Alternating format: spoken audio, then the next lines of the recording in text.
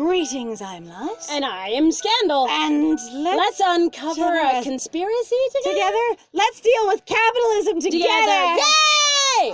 I guess. All right. You seemed like you wanted nothing to do with the dragon world. How long were you stalking me before you met me, Mr. Fox? And really, when you Question. say it seemed like I wanted nothing to do with the dragon world, are you referring to the fact that my grandpa didn't raise me the way you think a dragon slayer princess should be raised? Or any dragon slayer should be raised? And you honestly, say for some reason, you never asked your wife why she knew what she knew? Ever? Well, that sounds weird. Or you just don't want to share with me why she knew. Anyway, this might sound suspicious, but I'm not going to tell you everything, because that's what we don't do here at... On the other hand, you're not obligated to tell us everything. Honestly... Looking at you now... In my cute little pinafore dress? You've seen my back, and now you can't do it, huh? Excuse me, It's obvious how much the Dragon Princes care... Really? You're doing this? You mean this isn't about me? This is about... You didn't seem like you wanted anything to do with it. Me reinforcing how much I want to bone one of the Dragon Boys myself. Like, this is weird. I've seen this convention before in stories, and it bugs the shit out of me. It has nothing to do with the main character. It has everything to do about who is interested in them. Yes. Like, the main character themselves is not worth it at all, apparently, or hasn't... isn't connected to this, in the way of going, you didn't seem like you were interested in them. But now I see how much they care about you. Do you see the turnaround there? Uh-huh. That is a thing of going, you didn't seem interested, but now that they're so interested in you, it's just appropriate for you to be with one of them. I guess. Again, there's no value then in the character, or in this case... Or him going... Sort of our weird insert. And now I can see that you have come around, or you have changed your opinion to, you are interested in them. Or you are interested in the dragon world. Honestly, you still don't seem interested in the dragon world. At all. You have had no questions about their customs and no agenda other than they need to learn my culture. Right? Like, at all. That's why we will step aside. Because they can't date me anyway. So it doesn't matter what your interest is, Smol, is what I'm hearing him say. What matters is that they now clearly care about you, and so I don't want to, undermine that, regardless of whatever my motivations were. Regardless of how much I'm undermining that. Oh, sorry. And the fact that we might have to go home and, die in a pit because our finances will actually make us homeless shortly. Honestly, there's a lot of stuff where they talk about how sometimes being on the lower end of the poverty scale, more control is basically kept by people who are in poverty basically attacking and destroying each other. Yes. Because you can't reach the people who are higher than you because they've made you believe that they are untouchable. Because you just don't know how to get social access. Yep. And you have no idea how to approach any of them. And so you look at the people around you as potential resources or as potential, basically, competition over resources. Which is, we, in my opinion, should be above that in society at this point. I have often, as an adult, kind of looked at what goes on in politics and gone, these are not the adults that I expected when I was raised as a child and told I need to be more mature. Yeah. At any rate, that's why we will step aside. I already said it. I know. Tomorrow I will go to the elders and tell them the truth. How will you get back to the elders? Do you just have access to them? That's really weird. I will insist they accept you as the Dragon Slayer Princess. You won't need to insist, but you will have to have consequences for lying to them, I suspect, based on their legal system. That was a big ordeal, Mr. Fox. Is he going to be punished for this? I need to know. And they also might, considering the way that Dylan and Phoenix and Rai all talked about them, they might be really intense. It could be very This much could in trouble. literally just kill him. Which is terrible, in my opinion, because, wow, I don't believe in death penalties, but, dude. And then, in, 12 years, when Rosemary's old enough, she'll start up the war again because they all murdered her father. Yeah, and then suddenly we have a very different story. Very different story. All right. I don't know if that makes things right, but I hope it's a start. Okay. I want to know who your wife it was. I know, that actually sounds really interesting. Like, how the hell did you figure that out? And also going, whether it's you not sharing why she knew, because you're trying to keep back that information or her privacy in some way, or if it's you just going, I never asked her how she knew. It just the was writers, important to her. we never thought it would be important. We didn't think you would care about this piece of things. Why does it matter? We don't think you're smart enough or that you would ever ask any of these questions. Sorry, sometimes I get really irritated with writers in stories or in games or in whatever else, where they really just go, they seem to sometimes assume you would just never ask. Like, that it would ever come up. They go, no, you would just utterly and completely believe our narrative no matter what we told you. And for me, what gives me a problem is I like to think of everyone as people. Like a fully developed character. And even if you don't develop them past that one moment, you have to think about why they're saying what they're saying. Right. And are they a person or are they a plot device? Are they just basically, I needed an experience here, And Where's so, my drama of the week? and so I need someone to perform it because I can't just have it happen on its own. So I Right. need a mouthpiece for this Nothing experience. happens in a vacuum. But going, are they a person? Why are they saying what they're saying? Right. And anyone they mention in connection to them, are they a person? Right. All right. I don't know what to say. I feel like you're going to be in a lot of trouble. Honestly, I know. I'm sure you need time to process this, so we'll head off now. it's really not that. I'm really just deeply concerned about your and Rosemary's safety. You lied to a dragon council, and I don't know what that means. Thanks for hearing me out. You bet. So some desperate widower came to me and tried to fake that his daughter was the dragon princess because he is on really hard times, and I feel like we shouldn't just leave that and have that be the end of it. Come on, Rosemary. Bye, princess. Bye, dragons. So I guess that's him just not planning very well, and he started talking to his daughter about this, and his wife talked to his daughter about this. Yeah, probably. And that was a thing, and then suddenly he's just like, okay, we need to go at this at a different angle. Yeah. And then she's just like, but I know that's the dragon princess. Right. And out they go. It's you, not me. I know, just like, I can't believe it. Mr. Fox was just thinking of his daughter this whole time. Oh my god, that seemed pretty obvious to me, but Yes. maybe that's just because I know that trope pretty solidly. Honestly, she could have not thought of it at all because she was just overwhelmed by a lot of things and just going, there's suddenly this man in my face. Well, it's just in terms of like how narrative, so again, this is where fiction is not reality. In that way of where you really can watch something and go, yeah, this makes sense because otherwise, what else really is there? Once you read, honestly, a certain amount of material and you're exposed to a certain amount of media, I don't even know what that amount is. Some people pick it up faster, other people might pick it up slower. It all depends on whether or not You also start you to interact. predict character tropes and archetypes and story concepts. You start engaging in predictive text. You And you do. start garden pathing yourself in terms of plot You and do. expectation, and you go, oh, whoops. And sometimes people write these conventions because they're very familiar or because they will serve the purpose that they want in their own story. A lot of times people write like the writers that inspire them, or in a capitalistic society, they write based on what they think will sell, based on what they've read that's the most popular. Right. Because what they're trying to do is, while they're interested in writing, usually, a lot of times they're trying to write something that will sell because writing for its own sake isn't valuable enough and it won't put food on the table. Right? Perhaps we misjudged him. Maybe he's wrong. Maybe it wasn't a sticker all along. Maybe he did just tear her skin off. Wait, hang on. Oh dear. Maybe Rosemary might be a better choice than me. Maybe anyone else in the world could be a better choice than me because he literally just came up with it out of the air, so that doesn't connect to Rosemary at all. Because in some way it's very random chance in this case, and it's On the that other hand- random experience. On the other hand, if we're just going basically because you'd be able to help someone more and I don't need as much help. Right. The marriage that creates peace between two literal different worlds isn't about helping someone in poverty. What? It's not? Huh? What? It doesn't matter how perfect Rosemary grows up to be. She will never be you, Smol. She will never Yeah. be the one with the correct genetic stamp, which actually is predestined to do this thing. Ugh. It doesn't matter what your And personality also, is. one, in terms for me, in regards to story, ruins actually a lot of narratives for stories for me, because it's like, it's in your genetics. There's no question in the story as to what will happen. There's This also- is always going to work out. It's always going to be this thing. Like, it ruins a lot of the tension for me. And then also, at the same time, too, I also hate stories about, like, this genetic inheritance, because it sounds very eugenics-y to me, and it's kind of creepy. And also this thing of going, there are just some people who are naturally just better than other people. For me, it feels like a very classist thing. So my friend might go in eugenics. I'm just going to go, it feels very classist. In your fantasy story where you go, you're either born with it or you aren't. It also falls into, like, the standards of me being in leadership, where when I went to some of my leadership training classes, when I was in manufacturing, there was this question of, can leadership be taught or is it born in? Is it an innate thing? And there are a lot of people that believe it is innate, born in. You can never learn how to be a leader. You either are or you aren't, period. And the idea that people are or they aren't anything incredibly limits them, because then you will get you cannot do this. Yeah, and you can never And change. the idea that, like, even with Harry Potter, of going, you're either born with magic or you aren't. Like, Petunia is an incredibly sympathetic character for me, of going, she literally went, I didn't get the genetic lottery card that you did. Yeah. I wanted to be a witch. Right. And we're going, I'm sorry, you literally just do not have this. And when they explore, like, the classist experience, what they don't do in that series is explore the classist experience that creates. Yeah.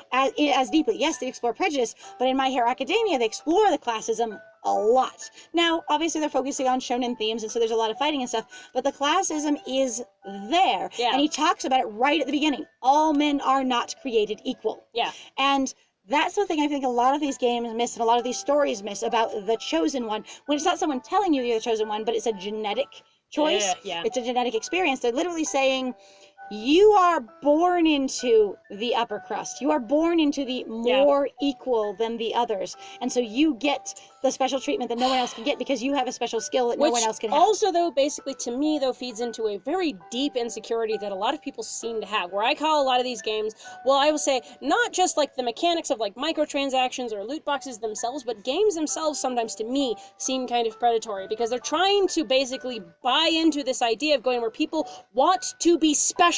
Whatever the fuck that looks like, completely out of their control. They want to be undoubtedly, something will always inevitably bring it back where something great will happen to me, or I deserve this. There will be no question. You can't argue with me. I will just genetic. have it. It's genetic. Like, again, that's what I'm talking about, though. It's very eugenics in that way of going, like, it's something that we bred into you. That's just a part of your line. It's your destiny. It's really gross. That's one of those things that bothers me about a lot of teen fantasy as well, where like it didn't happen in things like the Hunger Games. That was literally just a physical lottery, not a genetic lottery. Right. But it happens in a lot of other cases where there's this thing of like your bloodline is a huge like trope in stories. If you're the lost prince, you're the lost princess, you're the lost whatever, and because of something completely out of your control that has nothing to do with your personality or your choices or who you are this thing. It's almost like cultures that were dominated by colonialist societies that had a monarchy going seem to have a running theme. Yes.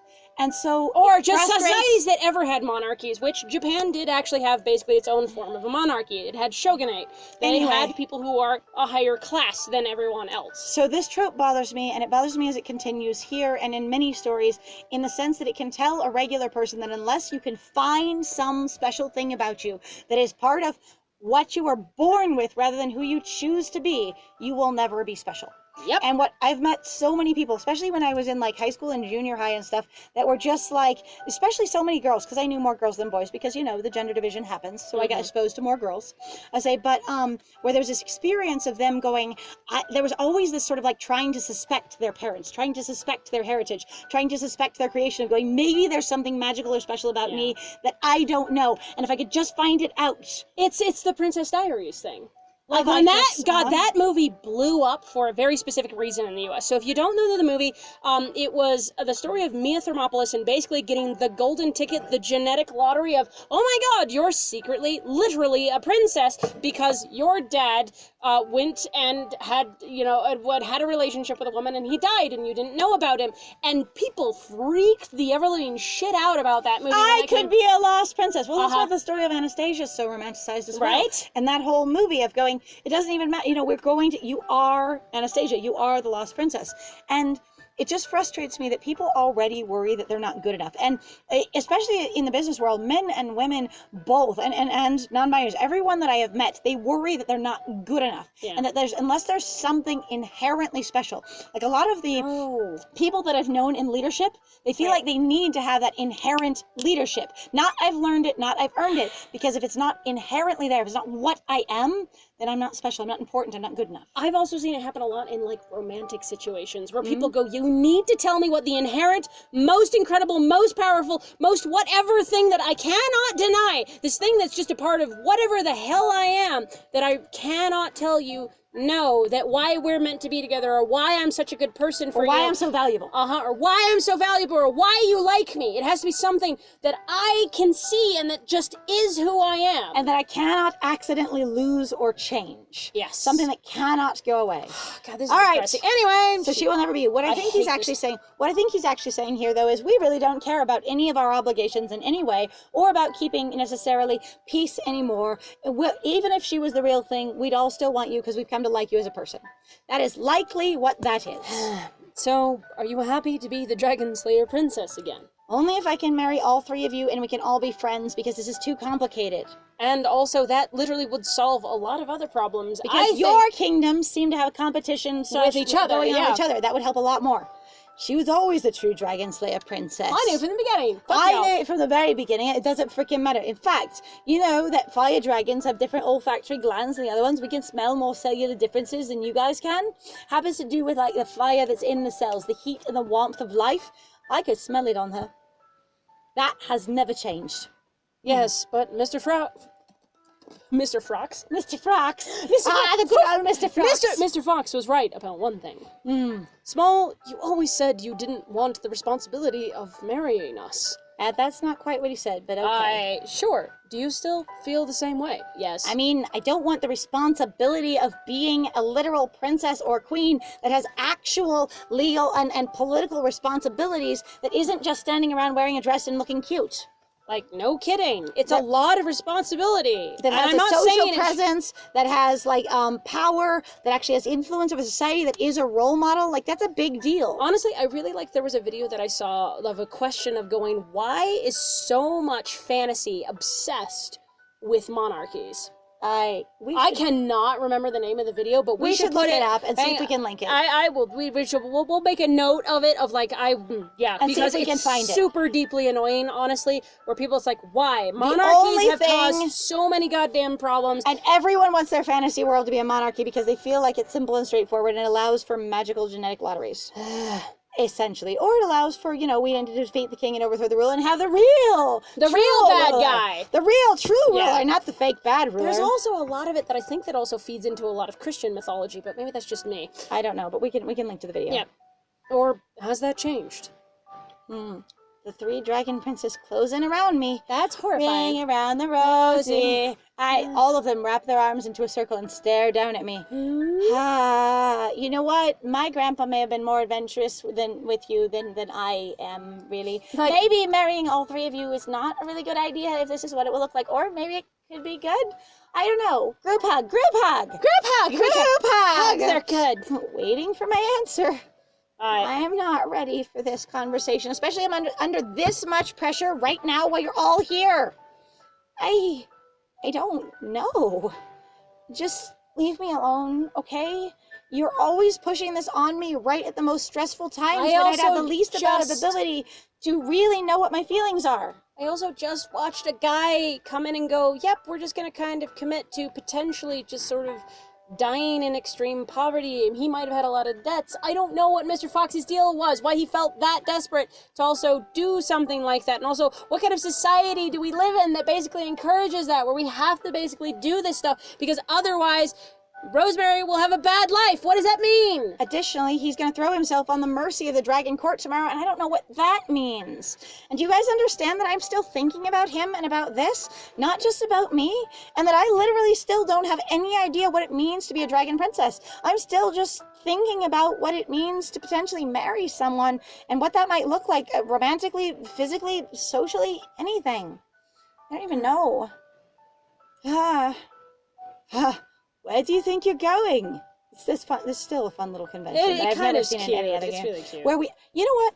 We get to walk away and they don't have to be in front of us so they can talk to us. It's kind of cool. It kind of is. Like, you can't run from us, Small.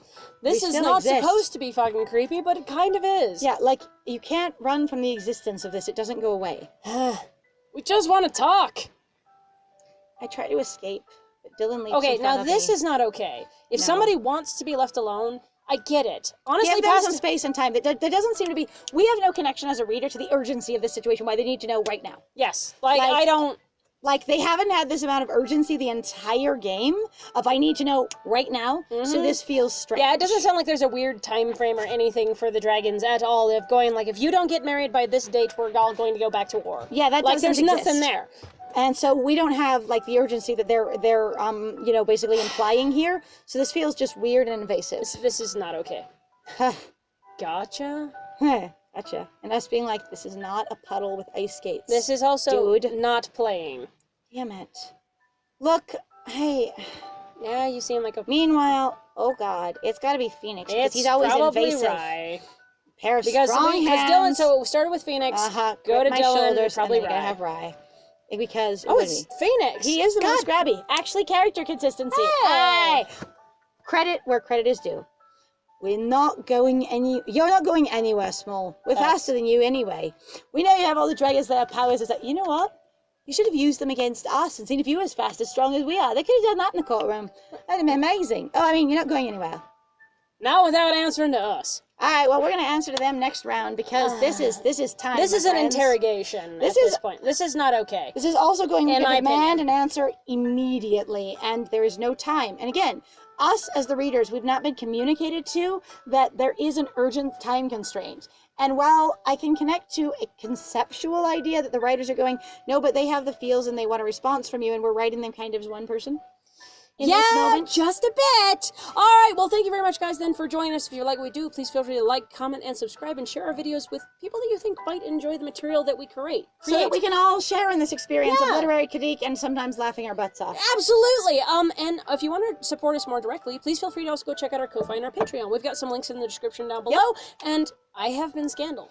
And be safe during these corona times, and it's lovely having you along. We really do like it when you interact, especially like your comments have been very thoughtful and very fun or very encouraging. We have some really cool followers, and we awesome. Love it. And even people who just drop in sometimes, we don't even know if you subscribe to us or not. It's just really lovely hearing from you. There is no wrong way to say, to sort of share your thoughts. Yeah. And I have been Liz. And it was great playing with you. Bye!